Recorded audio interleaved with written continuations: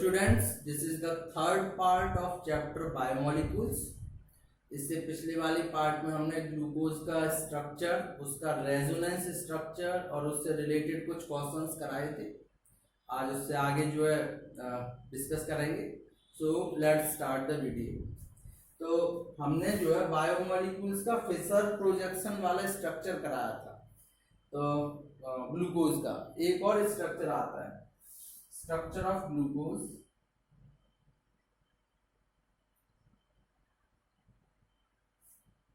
या फिर Howarth structure डालें इसमें, हॉवर्थ स्ट्रक्चर ऑफ ग्लूकोज.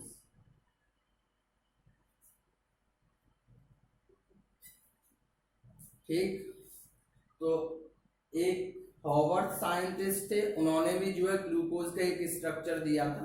देखते हैं इसमें जो है, जैसे हमने जो फिशर प्रोजेक्शन वाला स्ट्रक्चर दिया था वो कुछ इस तरह से था. CH2OH, sorry CHO OH H OH H 1 2 3 4 5 और 6. ये फिशर प्रोजेक्शन स्ट्रक्चर था. और जब इसका जो रेजोनेंस स्ट्रक्चर बना, यहाँ पे जो इसका जो लास्ट से जो सेकंड कार्बन था उसका जब इसके साथ में कॉम्बिनेशन होता है तो ये कुछ इस तरह से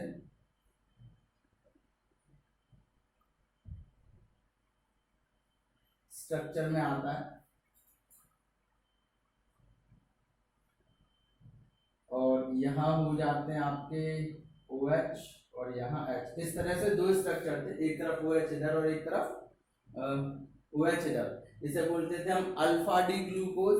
तो सेम उसी का है कि ये स्ट्रक्चर कुछ ऐसे आता है.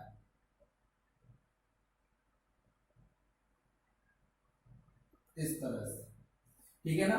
अब जैसे हमारे पास में पहला कार्बन जो है राइट साइड में है, तो जो कार्बन राइट साइड में है वो नीचे की ओर आएंगे. जैसे OH इधर साइड वाला, पहले इसे ढंग से बना लें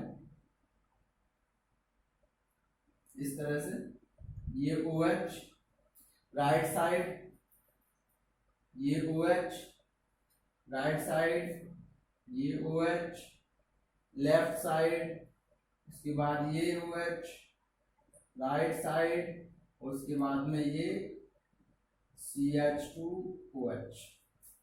ठीक, ये पहला, दूसरा, तीसरा, चौथा, पांचवा और ये छठा कार्बन इस तरह से. तो इसे हम बोलते हैं अल्फा डी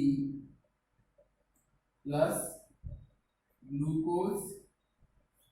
ठीक, और एक हमने स्ट्रक्चर बनाया था जिसमें OH लेफ्ट में था, तो उसका स्ट्रक्चर देखें.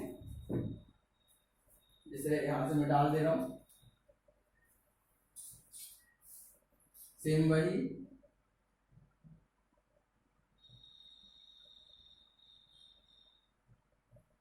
अब उसका जो पहला OH था वो लेफ्ट में था, तो जैसे आप डालोगे ऊपर OH OH, ये भी लेफ्ट में OH, ये राइट में OH और ये CH2OH. इसे हम बोलते हैं बीटा डी ग्लूकोज. ठीक है, तो ये हॉवर्थ स्ट्रक्चर था जो केमिकल रिएक्शन में जो है पार्टिसिपेट करने के लिए यूज होता है. और इस रिंग को जो हमने ये दे रखी है इसे बोलते हैं पायरन रिंग. ठीक है ना, इसे हम बोलते हैं पायरन रिंग. तो ये जो है ग्लूकोज के हॉवर्थ के स्ट्रक्चर है, इसे नोट करें. आगे देखते हैं. उसके बाद नेक्स्ट आता है structure of fructose. Structure of fructose. तो दोनों तरह के स्ट्रक्चर देखेंगे हम, फिशर प्रोजेक्शन वाला भी और हॉवर्थ स्ट्रक्चर भी. तो पहले फ्रक्टोज का जो है फिशर प्रोजेक्शन वाला स्ट्रक्चर देखते हैं. फ्रक्टोज और ग्लूकोज का फॉर्मूला सेम होता है, लेकिन इसमें फंक्शनल ग्रुप जो है फ्रक्टोज में वो कीटोन होता है और ग्लूकोज में जो फंक्शनल ग्रुप है वो एल्डिहाइड होता है। स्ट्रक्चर देखें, फ्रक्टोज का स्ट्रक्चर आता है CH2OH, C double bond O, पहला दूसरा तीसरे का OH लेफ्ट में, चौथे का राइट में, पांचवे का राइट में और छठे का CH2OH, H H और H। ठीक है, तो ये फ्रक्टोज का जो है फिशर प्रोजेक्शन स्ट्रक्चर है।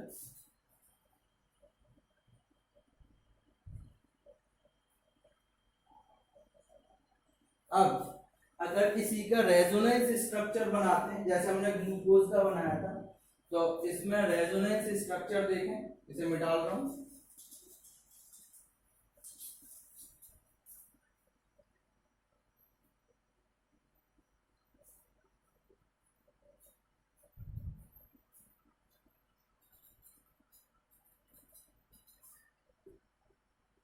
तो फ्रक्टोज का जो रेजोनेंस स्ट्रक्चर है, सबसे पहले normal CH2OH, C double bond O, COH, 1 2 3 4 5 और एक CH2OH 6, यहाँ H, सेम वही ग्लूकोज की तरह ही यहाँ पर ये जो है पार्शियली नेगेटिव, ये पार्शियली पॉजिटिव, तो इस पांचवें कार्बन के पेयरिंग इलेक्ट्रॉन इस पर कर देते हैं अटैक,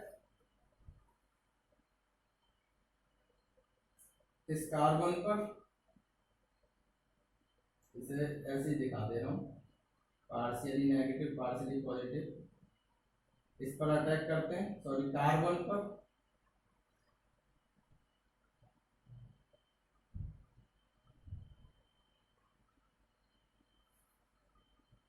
और इसके भी सेम दो जो है रेजोनेंस स्ट्रक्चर बनते हैं। देखें, पहला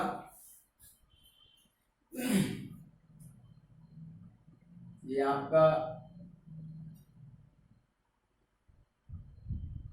जो है CH2OH वाला जो है, इसे अभी नोट करें।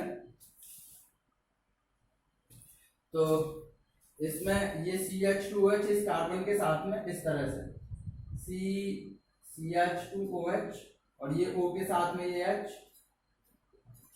ये पहला ये दूसरा, तीसरा लेफ्ट में ही रहता है, 1 2 3 4 5 और 6। ठीक है, जो दूसरे कार्बन का हुआ है लेफ्ट में आता है तो इसे बोलते हैं बीटा डी नेगेटिव फ्रक्टोज, और अगर यही OH राइट में आ जाए कुछ इस तरह से COH इधर और CH2OH इधर, ये दूसरा, पहला दूसरा तीसरा, तीसरे का OH लेफ्ट में, चौथा पांचवा और छठा,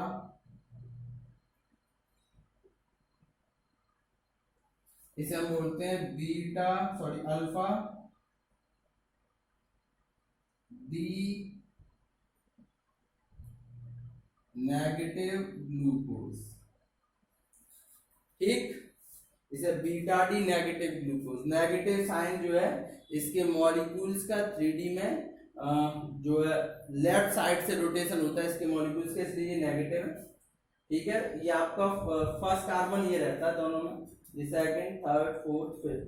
अगर OH आपका लेफ्ट में आ रहा है सेकंड कार्बन का तो बीटा डी, OH अगर सेकंड कार्बन का राइट में आ रहा है तो अल्फा डी। ठीक है, नोट करें इसे।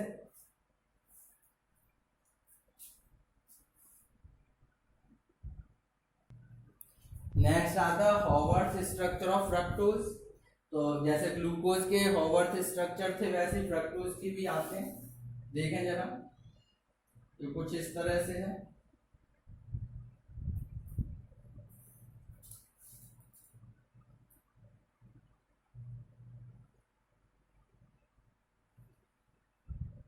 ठीक। तो अल्फा डी अगर इसे डालते हैं हम, अल्फा डी नेगेटिव फ्रक्टोज, और इसे डालते हैं बीटा डी नेगेटिव फ्रक्टोज। तो अभी हमने जो स्ट्रक्चर बनाया था, अल्फा में जो है, जो सेकंड कार्बन का जो OH था वो रहता है राइट में, और राइट वाला रहता है नीचे की ओर। तो ये OH इधर और CH2OH ऊपर, ये फर्स्ट ये सेकंड, दो कार्बन, ठीक है ना। उसके बाद में थर्ड वाले में OH रहता था लेफ्ट में, तो लेफ्ट में जो रहेगा वो ऊपर OH, राइट वाला नीचे, राइट वाला नीचे, और यहाँ ऊपर CH2OH। इस तरह से ये alpha D minus fructose, beta में ये OH जो है लेफ्ट में चला जाता है, यानी कि इसे ऊपर डाल देंगे OH और CH2OH नीचे। पहला, हाँ नंबरिंग कार्बन देख लीजिए, पहला, दूसरा, तीसरा, चौथा, पांचवा और छठा, इस तरह से, ठीक है ना। तो इसमें जो है बीटा में जो है लेफ्ट में रहता है OH ऊपर, दूसरा तीसरे का भी लेफ्ट में है OH, चौथा नीचे OH, पांचवा नीचे OH और छठा CH2OH, ठीक है। अच्छा, इस रिंग को हम बोलते हैं फोरन रिंग, FURAN, फोरन रिंग, ध्यान रखें इसे। वो थी पायरन रिंग और ये आपकी फोरन रिंग। तो दोनों के अल्फा डी नेगेटिव फ्रक्टोज और बीटा डी नेगेटिव फ्रक्टोज के जो है फॉरवर्ड स्ट्रक्चर, और ऐसे ही ग्लूकोज के भी फॉरवर्ड स्ट्रक्चर थे, उसकी रिंग थी पायरन रिंग, इसकी आप फोरन रिंग नोट करें इसे।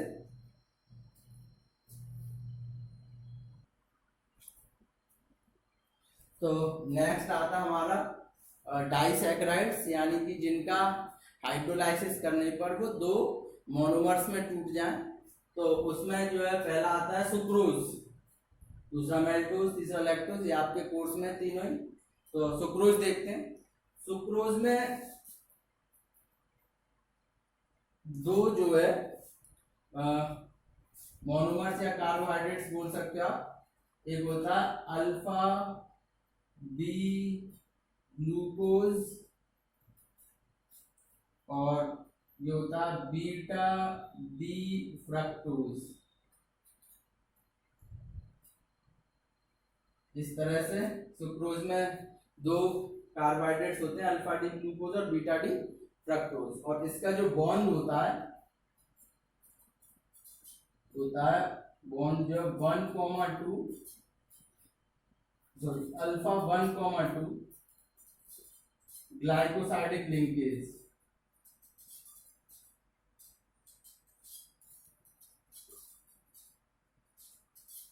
अभी आपको समझ में आ जाएगा। सबसे पहले आप अल्फा डी ग्लूकोज का स्ट्रक्चर बनाएंगे। तो अल्फा डी ग्लूकोज का स्ट्रक्चर कुछ इस तरह से आता है।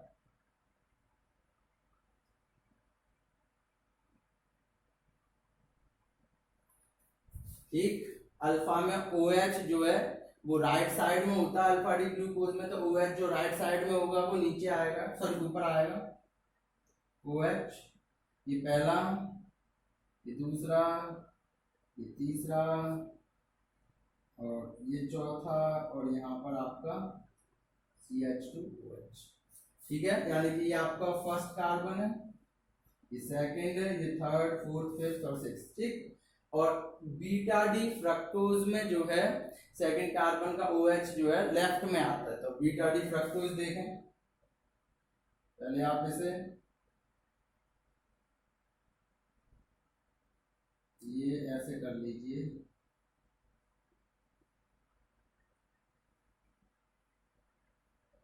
इस तरह से, ठीक है। तो लेफ्ट में आता है, यानी कि ये OH ऊपर, ये CH2OH नीचे, 1 2 3 4 और यहाँ पे 5 और यहाँ CH2OH, इस तरह से। अब इसमें दे रखा 1,2, तो इसमें ये हमारे पास में फर्स्ट कार्बन है, ये वाला जो कार्बन है ये फर्स्ट है। और यहाँ पे ये फर्स्ट कार्बन है और ये वाला होता है सेकंड। तो इसका H और इसका OH निकाल दीजिए, इसका H और इसका OH निकाल दीजिए। तो जो हमारे पास में स्ट्रक्चर बन के आता है वो होगा आपका इस तरह से,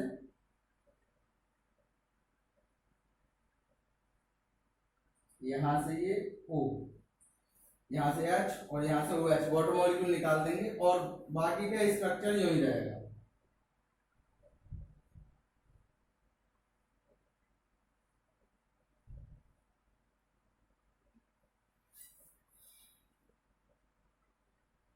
ये आपका OH इधर, ये OH इधर, ये OH इधर, और ये आपका CH2OH, यहाँ ये नीचे रहेगा CH2OH, ये OH ऊपर, ये OH नीचे, ये OH और ये आपका CH2OH।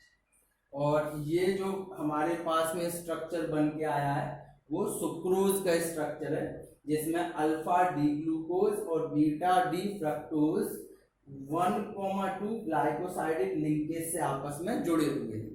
ठीक है, इसे नोट करें। नेक्स्ट आता है मेल्टोज। मेल्टोज भी डाइसैकराइड है, मतलब इसका अगर हाइड्रोलाइसिस करें तो ये दो कार्बोहाइड्रेट्स में टूट जाता है। देखें मेल्टोज, इसमें भी दो कार्बोहाइड्रेट्स हैं, दोनों ही अल्फा डी ग्लूकोज और alpha D glucose.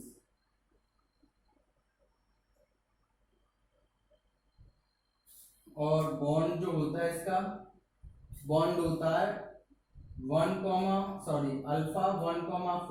Alpha 1,4 glycosidic linkage.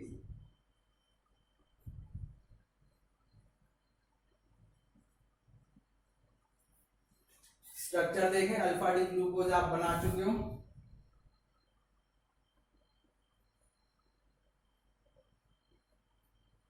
इस तरह से। अल्फा में जो OH होता है वो राइट साइड में होता है, यानी कि OH नीचे आएगा, दूसरा OH, तीसरा, चौथा, और यहाँ CH2OH। ये अल्फा डी ग्लूकोज, इसका फर्स्ट कार्बन ये है, ये सेकंड है, ये थर्ड, फोर्थ, फिफ्थ और सिक्स्थ, इस तरह से। और दूसरा भी इसी तरह से,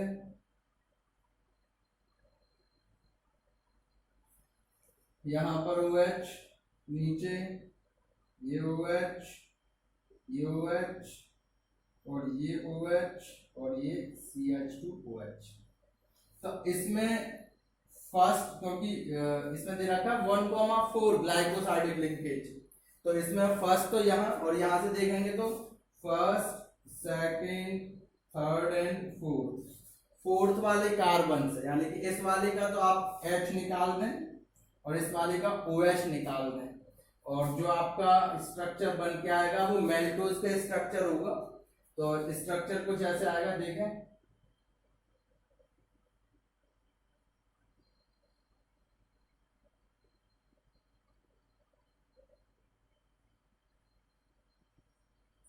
यहाँ CH2OH, OH, OH, OH, और ये वाला जो नीचे से जाएंगे इधर से,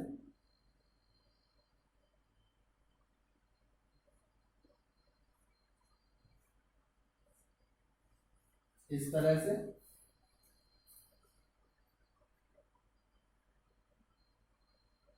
ये O, और जो ये वाला स्ट्रक्चर है सेम यही, OH, OH, OH और CH2OH, और इस तरह से ये आपका बन गया मेल्टोज। ठीक, नोट करें इसे।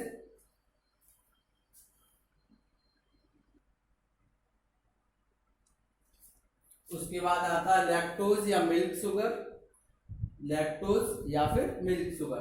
तो इसमें भी दो कार्बोहाइड्रेट्स होते हैं, एक तो होता है beta D galactose, beta D galactose, और एक होता है बीटा डी ग्लूकोज। एक गैलेक्टोज है और एक ग्लूकोज है, और जो बॉन्ड आता है या लिंक बोलते हैं जिसे, होता है बीटा 1,4 ग्लाइकोसाइडिक लिंकेज। ठीक, स्ट्रक्चर देखते हैं सबसे पहले बीटा डी गैलेक्टोज का। क्योंकि बीटा है इसीलिए OH जो है लेफ्ट साइड में आएगा, यानी कि ऊपर आएगा OH, यहाँ OH, यहाँ OH। अच्छा, ग्लूकोज में ये OH नीचे की ओर बनता था, गैलेक्टोज में ये ऊपर की ओर बनेगा, और ये आपका है ये CH2OH। ठीक, ये आपका गैलेक्टोज है, ये आपका बीटा डी गैलेक्टोज। इसकी बीटा डी ग्लूकोज के साथ, यानी कि ग्लूकोज में हमारे पास में जो पहला OH है वो बीटा में लेफ्ट में रहता है, यानी कि ऊपर, इस तरह से OH, यहाँ OH, यहाँ OH, ये आपका नीचे, और ये CH2OH। ये आपका हो गया बीटा डी ग्लूकोज। ठीक है, तो बनता है 1,4, यानी कि इस कार्बन का तो फर्स्ट यहाँ से H और यहाँ से OH निकाल देंगे, और इसका 1 2 3 और ये वाला, यानी कि ये वाला बॉन्ड। तो यहाँ से H और यहाँ से OH निकाल के वाटर मॉलिक्यूल अलग निकालते हैं, और स्ट्रक्चर हमारे पास में आएगा कुछ इस तरह से।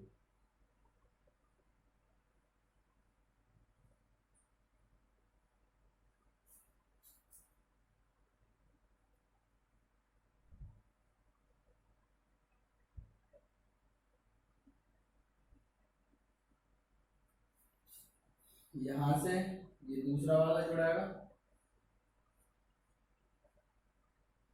इसे थोड़ा छोटा बना देता हूं।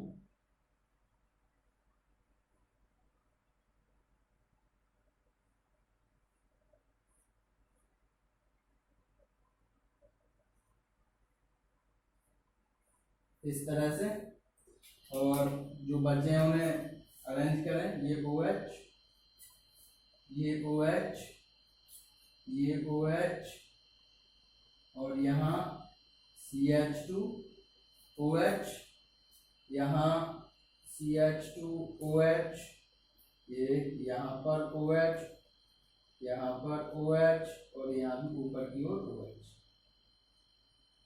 तो ये आपका स्ट्रक्चर हुआ लैक्टोज का। एक इसमें यानी कि सुक्रोज में आपका अल्फा डी ग्लूकोज और बीटा डी फ्रक्टोज, मैल्टोज में अल्फा डी ग्लूकोज और अल्फा डी ग्लूकोज, और लैक्टोज में आपका बीटा डी गैलेक्टोज और बीटा डी ग्लूकोज बनता है। ठीक है ना, तो ये आपके डाइसैकेराइड के एग्जांपल। अब देखेंगे पॉलीसैकेराइड्स, नोट करें इसे। नेक्स्ट आता है पॉलीसैकेराइड्स में स्टार्च, सेलुलोज और ग्लाइकोजन। अभी तक हमने जो है डाइसैकेराइड्स पढ़े थे, अब पॉलीसैकेराइड्स में देखें स्टार्च। तो स्टार्च में जो है दो तरह के कंपोनेंट होते हैं, एमाइलोज और एमाइलोपेक्टिन। ये दोनों ही मतलब अलग अलग बॉन्ड, मतलब ये खुद ही भी जो है अलग अलग कंपोनेंटों से मिलकर बने, जो कि आपस में मिलकर स्टार्च बनाते हैं। ठीक है, तो एमाइलोज में जो आता है वो आता है अल्फा 1,4 ग्लाइकोसाइडिक लिंकेज, और एमाइलोपेक्टिन में आता है 1,6 ग्लाइकोसाइडिक लिंकेज।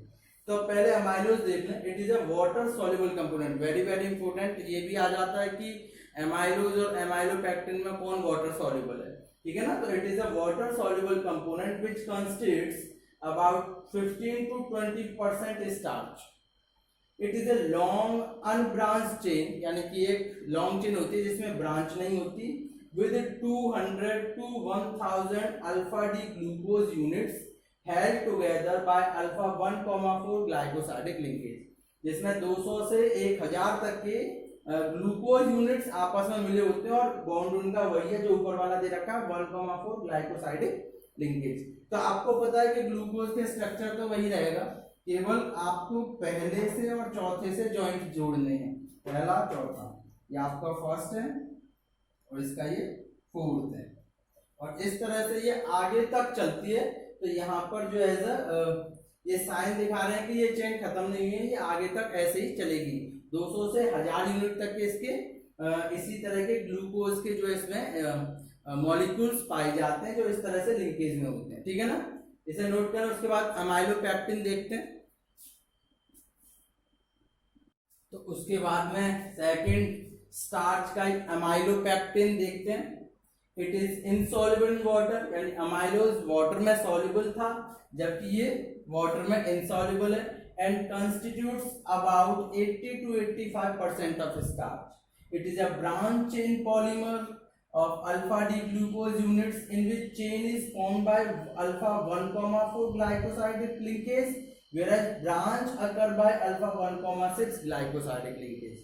तो पहली चीज एमाइलोपेक्टिन वाटर इनसॉल्युबल है, वो लीनियर था, ये ब्रांच है। उसके अलावा इसमें उसमें जो 20 से 25% या 80 से 85% तक की स्टार्च की मात्रा पाई जाती है। उसके अलावा इसमें जो लीनियर है वो तो जो लीनियर चेन है वो तो अल्फा 1,4 ग्लाइकोसाइडिक लिंकेज के साथ जॉइंट है, और जो ब्रांच है वो अल्फा 1,6 ग्लाइकोसाइडिक लिंकेज के साथ जॉइंट है। तो है पहले जो 1,4 वाली, यानी कि ये पहला, इसका ये चौथा। ग्लूकोज का स्ट्रक्चर बनेगा जैसा भी बनाया था। तो अमाइलोज वाला स्ट्रक्चर था वही सीधे यहाँ तक बनाना 2। ठीक है, उसके बाद में इस वाले का तो ये पहला और इस वाले का ये छठा कार्बन, इसका ये छठा है, इसका पहला जो अल्फा 1,6 था, तो इसका फर्स्ट, इसका 6 और 6 से जोड़ के ये वाली ब्रांच भी सेम ऊपर वाले के स्ट्रक्चर की तरह यूं ही बना देनी है। तो ये स्टार्च के 2 मेन कंपोनेंट थे, अमाइलोज और अमाइलोपेक्टिन। दोनों ही अलग अलग बॉन्ड के साथ बने हुए हैं, एक लीनियर है, एक ब्रांच है, एक वाटर सॉल्युबल है, एक वाटर जो है इनसॉल्युबल है।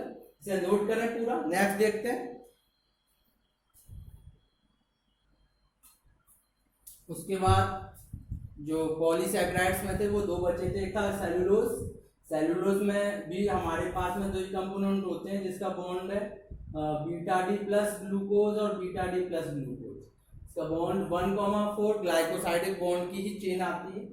तो आपको ये दोनों जो है 1,4 ग्लाइकोसाइडिक बॉन्ड से ही बनाने हैं। उसके बाद थर्ड आता है ग्लाइकोजन, जिसे ह्यूमन स्टार्च या एनिमल स्टार्च भी बोलते हैं।